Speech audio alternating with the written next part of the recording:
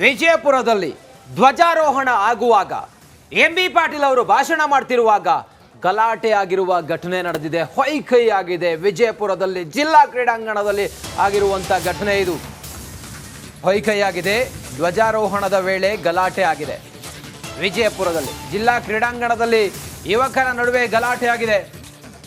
ಸಚಿವ ಎಂಬಿ ಪಾಟೀಲ್ ಅವರು ಭಾಷಣ ಮಾಡ್ತಾ ಇದ್ರು.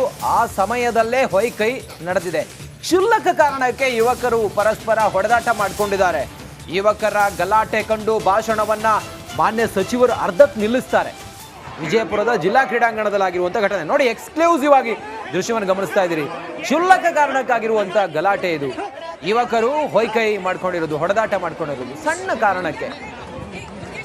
ಎಂಬಿ ಪಾಟೀಲ್ ಅವರು ಮಾತಾಡ್ತಾ ಇದ್ರು, ಆನಂತರ ಅಲ್ಲೇ ಸ್ಟನ್ ಆಗ್ಬಿಡ್ತಾ ಇರೋದು.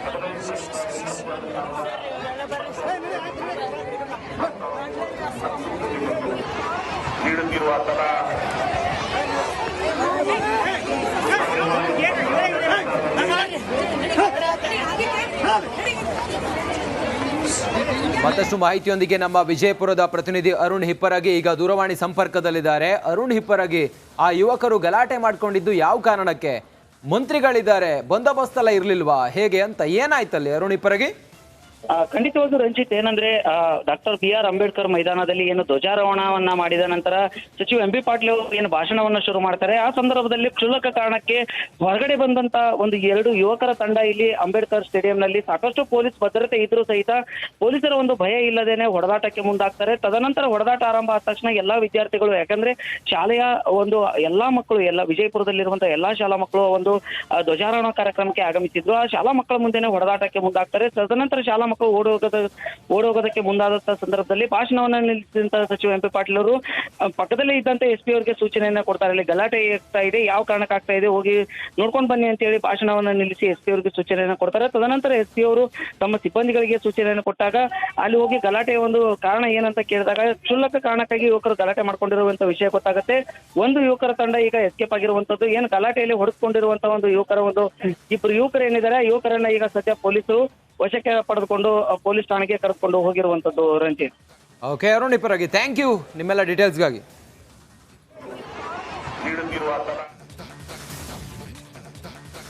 ವಿಜಯಪುರದಲ್ಲಿ ಧ್ವಜಾರೋಹಣ ಆಗುವಾಗ ಎಂಬಿ ಪಾಟೀಲ್ ಅವರು ಭಾಷಣ ಮಾಡ್ತಿರುವಾಗ ಗಲಾಟೆ ಆಗಿರುವ ಘಟನೆ ನಡೆದಿದೆ. ಹೊಯ್ಕೈ ಆಗಿದೆ. ವಿಜಯಪುರದಲ್ಲಿ ಜಿಲ್ಲಾ ಕ್ರೀಡಾಂಗಣದಲ್ಲಿ ಆಗಿರುವಂತ ಘಟನೆ ಇದು. ಹೊಯ್ಕೈ ಆಗಿದೆ. ಧ್ವಜಾರೋಹಣದ ವೇಳೆ ಗಲಾಟೆ ಆಗಿದೆ.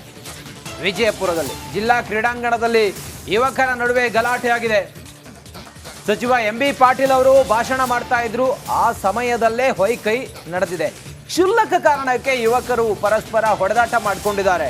ಯುವಕರ ಗಲಾಟೆ ಕಂಡು ಭಾಷಣವನ್ನ ಮಾನ್ಯ ಸಚಿವರು ಅರ್ಧಕ್ಕೆ ನಿಲ್ಲಿಸ್ತಾರೆ. ವಿಜಯಪುರದ ಜಿಲ್ಲಾ ಕ್ರೀಡಾಂಗಣದಲ್ಲಾಗಿರುವಂಥ ಘಟನೆ ನೋಡಿ, ಎಕ್ಸ್ಕ್ಲೂಸಿವ್ ಆಗಿ ದೃಶ್ಯವನ್ನು ಗಮನಿಸ್ತಾ ಇದ್ದೀರಿ. ಕ್ಷುಲ್ಲಕ ಕಾರಣಕ್ಕಾಗಿರುವಂಥ ಗಲಾಟೆ ಇದು. ಯುವಕರು ಹೊಯ್ಕೈ ಮಾಡ್ಕೊಂಡಿರೋದು, ಹೊಡೆದಾಟ ಮಾಡ್ಕೊಂಡಿರೋದು ಸಣ್ಣ ಕಾರಣಕ್ಕೆ. ಎಂಬಿ ಪಾಟೀಲ್ ಅವರು ಮಾತಾಡ್ತಾ ಇದ್ರು, ಆನಂತರ ಅಲ್ಲೇ ಸ್ಟನ್ ಆಗ್ಬಿಡ್ತಾ ಇರೋದು.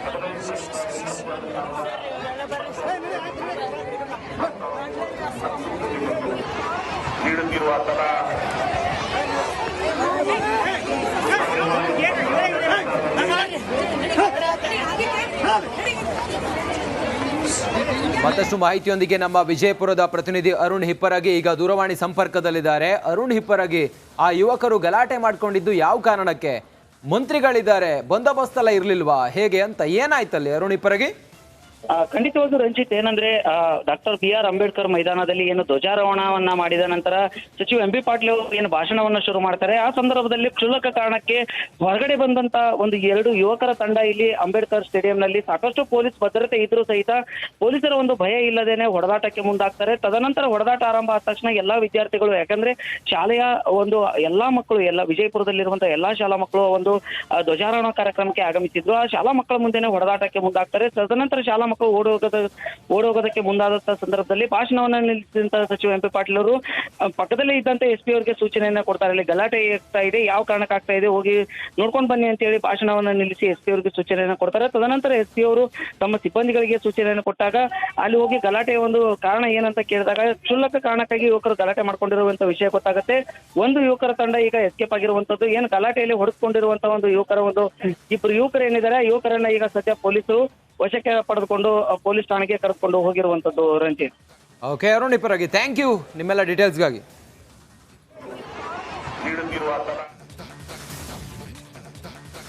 ವಿಜಯಪುರದಲ್ಲಿ ಧ್ವಜಾರೋಹಣ ಆಗುವಾಗ ಎಂಬಿ ಪಾಟೀಲ್ ಅವರು ಭಾಷಣ ಮಾಡ್ತಿರುವಾಗ ಗಲಾಟೆ ಆಗಿರುವ ಘಟನೆ ನಡೆದಿದೆ. ಹೊಯ್ಕೈ ಆಗಿದೆ. ವಿಜಯಪುರದಲ್ಲಿ ಜಿಲ್ಲಾ ಕ್ರೀಡಾಂಗಣದಲ್ಲಿ ಆಗಿರುವಂತ ಘಟನೆ ಇದು. ಹೊಯ್ಕೈ ಆಗಿದೆ. ಧ್ವಜಾರೋಹಣದ ವೇಳೆ ಗಲಾಟೆ ಆಗಿದೆ. ವಿಜಯಪುರದಲ್ಲಿ ಜಿಲ್ಲಾ ಕ್ರೀಡಾಂಗಣದಲ್ಲಿ ಯುವಕರ ನಡುವೆ ಗಲಾಟೆ ಆಗಿದೆ. ಸಚಿವ ಎಂಬಿ ಪಾಟೀಲ್ ಅವರು ಭಾಷಣ ಮಾಡ್ತಾ ಇದ್ರು. ಆ ಸಮಯದಲ್ಲೇ ಹೊಯ್ಕೈ ನಡೆದಿದೆ. ಕ್ಷುಲ್ಲಕ ಕಾರಣಕ್ಕೆ ಯುವಕರು ಪರಸ್ಪರ ಹೊಡೆದಾಟ ಮಾಡಿಕೊಂಡಿದ್ದಾರೆ. ಯುವಕರ ಗಲಾಟೆ ಕಂಡು ಭಾಷಣವನ್ನ ಮಾನ್ಯ ಸಚಿವರು ಅರ್ಧಕ್ಕೆ ನಿಲ್ಲಿಸ್ತಾರೆ. ವಿಜಯಪುರದ ಜಿಲ್ಲಾ ಕ್ರೀಡಾಂಗಣದಲ್ಲಾಗಿರುವಂಥ ಘಟನೆ ನೋಡಿ, ಎಕ್ಸ್ಕ್ಲೂಸಿವ್ ಆಗಿ ದೃಶ್ಯವನ್ನು ಗಮನಿಸ್ತಾ ಇದ್ದೀರಿ. ಕ್ಷುಲ್ಲಕ ಕಾರಣಕ್ಕಾಗಿರುವಂಥ ಗಲಾಟೆ ಇದು. ಯುವಕರು ಹೊಯ್ಕೈ ಮಾಡ್ಕೊಂಡಿರೋದು, ಹೊಡೆದಾಟ ಮಾಡ್ಕೊಂಡಿರೋದು ಸಣ್ಣ ಕಾರಣಕ್ಕೆ. ಎಂಬಿ ಪಾಟೀಲ್ ಅವರು ಮಾತಾಡ್ತಾ ಇದ್ರು, ಆನಂತರ ಅಲ್ಲೇ ಸ್ಟನ್ ಆಗ್ಬಿಡ್ತಾರೆ ಅವರು.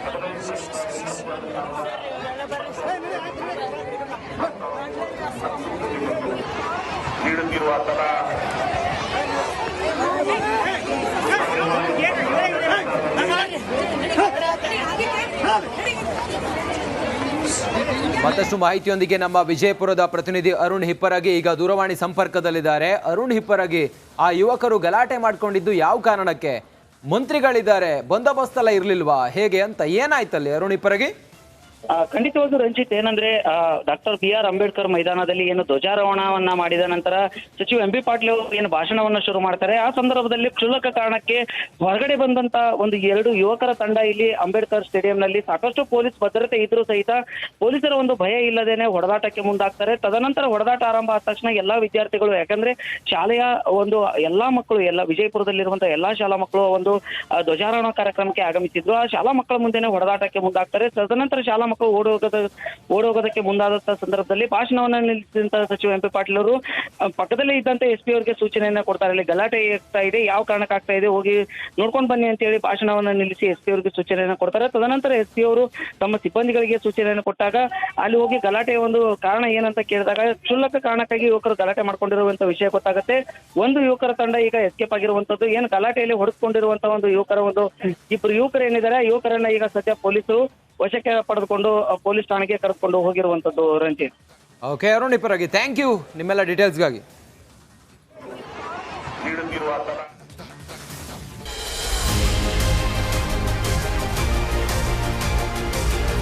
ರಿಪಬ್ಲಿಕ್ ಕನ್ನಡದಲ್ಲಿ ಸ್ವಾತಂತ್ರ್ಯ ಸಂಭ್ರಮ.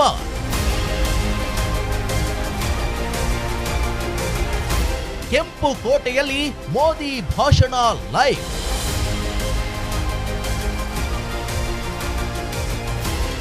ಮಾಜಿ ಸೈನಿಕರೊಂದಿಗೆ ಮೆಗಾ ಸಂವಾದ.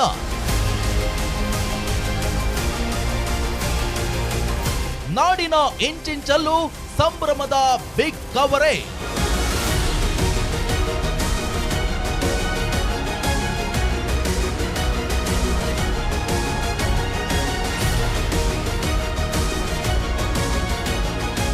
ಸ್ವಾತಂತ್ರ್ಯ ಸಂಭ್ರಮ, ದೇಶ ಮೊದಲು.